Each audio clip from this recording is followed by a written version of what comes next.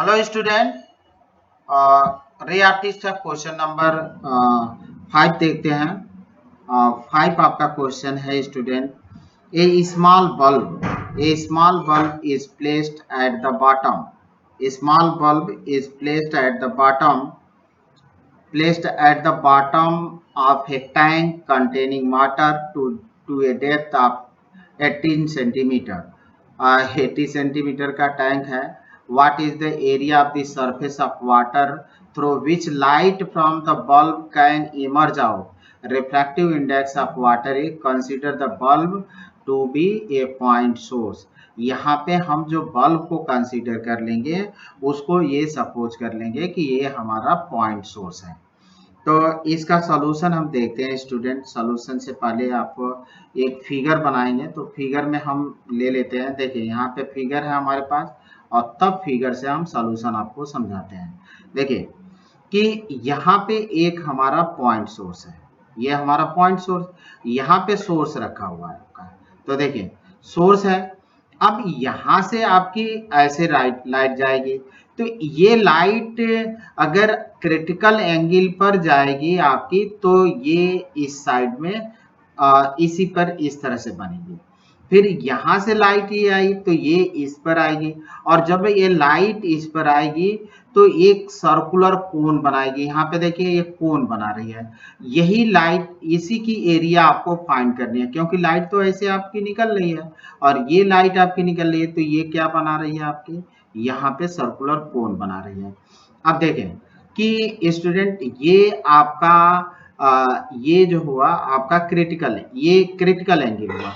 तो यहाँ पे आपका बन रहा है जेड शेप। तो जेड शेप में आपका ये अगर सी एंगल बन रहा है तो ये भी आपका सी बनेगा। और यहाँ से देखें कि ये आपका सी एंगल है, क्रिटिकल एंगल है, तो यहाँ से आपका ऐसे आए तो ये आपका जेड शेप बन रहा है। तो जेड शेप में ये भी आपका क्या होगा, सी होगा। तो आप देखें ये सी है, ये भी सी है, आपका क्रिटिकल एंगल है। अब इतने को हम एच मान लेते हैं और ये रेडियस आर मान लेते हैं, इसको हम आर मान लेते हैं, ए बी को आर मान ले रहे हैं और ए ओ को एच मान ले रहे हैं। तो आप देखिए यहाँ से हम ट्रायंगल लेते हैं ओ ए बी। तो ओ ए बी आप ट्रायंगल ले लीजिए। इस ट्रायंगल में जब आप लिखेंगे तो देखिए tan सी आपका ये हुआ आपका परपेंडिकुलर अपॉन बेस। तो परपेंडिकुलर आपका ये भी है और बेस आपका ये है, एओ है। तो परपेंडिकुलर इसको हम आर सपोज कर चुके हैं और इसको एच।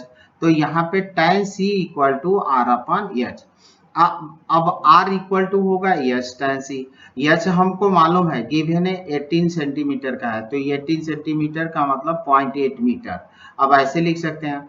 और critical angle and refractive index में रिलेशन होता है। तो sine C equal to 1 upon आपका होता है W mu G, refractive index of glass with respect to. Actual में ये डब्ल्यू म्यू जी कंफ्यूजन मत रखें, आप सीधे म्यू लिखें इसको। तो sine C equal to mu हुआ। यहाँ पे आप लिखिए, ये कंफ्यूजन मत रखिए, इसको हटाइए और आप सिर्फ डब्ल्यू म्यू लिखिए। तो sine C equal to 1 upon mu हुआ।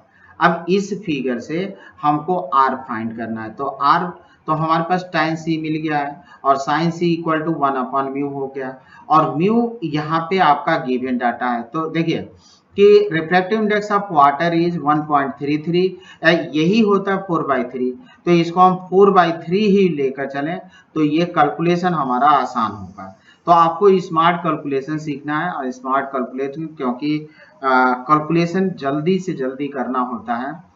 जब आप कंपटीशन देने जाते हैं तो कंपटीशन में बोर्ड एग्जाम में तो कोई दिक्कत नहीं होता है, चाहे सीबीएसई हो चाहे आपका यूपी बोर्ड हो, उसमें टाइम आपके पास रहते हैं पर्याप्त। बट जब कोई आप नीट या जेईई का एग्जाम देते हैं तो वहाँ पे आपके स्मार्ट कैलकुलेशन काम आते हैं। तो अभी इसको लेकर कैलकुलेट करेंगे तो आपको टाइम लगेगा, अभी इसको 4/3 लेकर कैलकुलेट करेंगे तो आपका आसान हो जाएगा। तो आगे देखें स्टूडेंट, आगे आपका है उसी शेप को मैंने कॉपी किया यहाँ पे, और ये साइन सी इक्वल टू मिला 1 अपॉन 1.33, इसको हम नोट कर देंगे 4/3।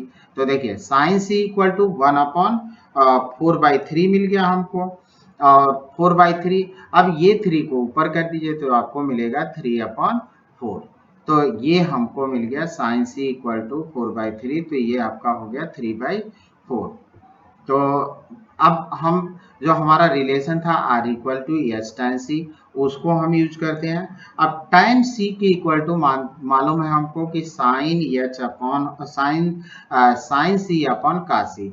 तो ऊपर लिखते हैं साइन सी, नीचे लिखते हैं हम कास सी। देन एच की वैल्यू हमको फाइंड है, तो यहाँ पे देखिए एच को हमने लिखे, ये है इतना डेप्थ है आपका 80 सेंटीमीटर, तो हमने उसको चेंज कर लिया मीटर में, तो हमने लिखा 0.8 मीटर इंटू साइन सी अपॉन कास सी, ये हमको मिला।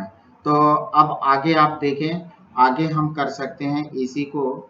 अब चूंकि ये हमको मिल चुका है, अब यहाँ से आगे हम कैलकुलेट करेंगे। पहले हम एरिया रखते हैं, तो एरिया हमारा होगा क्या, चूंकि ये आपका इसकी एरिया फाइंड करनी है, तो एरिया एक्चुअल में ये सर्किल है, और सर्किल है तो इतने पोर्शन की एरिया जो वाटर के सरफेस पर जो बल्ब की लाइट आएगी, रोशनी आएगी, उसका आपको एरिया फाइंड करना है, ये एरिया फाइंड करनी है।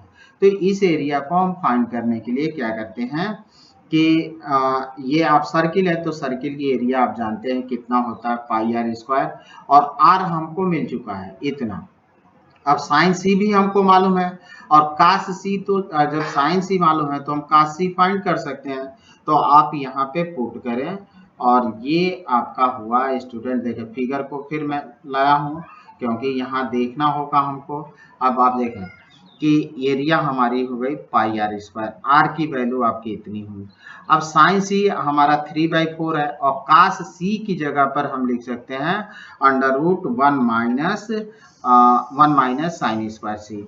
तो इस तरह से आप आगे इसको बढ़ा सकते हैं स्टूडेंट। देखें कि अब यहाँ पे हम पुट कर लिए इतना, ये पाई की वैल्यू हमने रख दिया 3.14, और ये हो गया 0.8 मीटर, और साइन सी की जगह पर हमने लिखा 3/4, और कास सी को चेंज कर दिया 1 - साइन स्क्वायर सी। अब इसकी वैल्यू फिर 3/4 रखी है, तो 3/4 का स्क्वायर होगा तो 9/16 होगा, और 16 में से 9 को आप माइनस करेंगे तो √7/4 निकल कर आएगा यहाँ से आपको। तो ये आगे हम कैलकुलेट करते हैं, तो देखें कि ये आपका यहाँ पे रख दिए 3/4, तो 9/16। अब 16 को यहाँ ले, 16 - 9, तो 16 - 9 करेंगे तो √7, और ये 16 का एलसीएम हुआ आपका स्टूडेंट कितना, एलसीएम होगा आपका 4। तो ये सॉरी √4, रूट है तो एलसीएम नहीं लेना है। 4 16 है, तो 16 आपका 16 का रूट होगा 4, तो ये 3/4, ये आपका √7/4 मिला। अब आप देखें कि इसको हम और यहाँ पे sine C equal to 3/4 use किया गया है। ये आपको मालूम है कि कहाँ से आया है। अब इसको सॉल्व किए तो इतना हुआ। अब देखें ये 4 से 4 कैंसिल होगा, यहाँ पे आपका स्क्वायर है, तो अब 0.8 का स्क्वायर करेंगे तो आपको मिलेगा 0.64, और यहाँ पे 3 है, और यहाँ पे √7, तो 3 का स्क्वायर 9, और √7 का स्क्वायर होगा 7। तो आप इसको नोट करें, तो देखें ये हमने लिख दिया, ये 4 से 4 हमने काट दिया, तो यहाँ पे लिखा। अब हमको अगला स्टेप जो मिलेगा वो मिलेगा, देखिए कि 3.14 और 0.64 इंटू 9/7, तो 9/7 हुआ। अब आप देखिए कि अब इसको मल्टीप्लाई करें और 7 को डिवाइड कर दें, तो आपको फाइनल रिजल्ट मिलेगा, यानी 3.14 इंटू 0.64 इंटू 9, इतने को आप मल्टीप्लाई करिए और 7 को डिवाइड करिए, फाइनल रिजल्ट आपको मिलेगा 2.6। ये आपका फाइनल रिजल्ट होगा। यहाँ पे यूनिट आपको लिखना है, तो यूनिट लिखेंगे मीटर स्क्वायर, क्योंकि एरिया है तो एरिया की यूनिट होती है मीटर स्क्वायर। तो यहाँ पे आप मीटर स्क्वायर आप नोट कर लेंगे, यूनिट आप तो यहाँ पे हम लिख देते हैं ये आपका होगा metre square. Thank you student.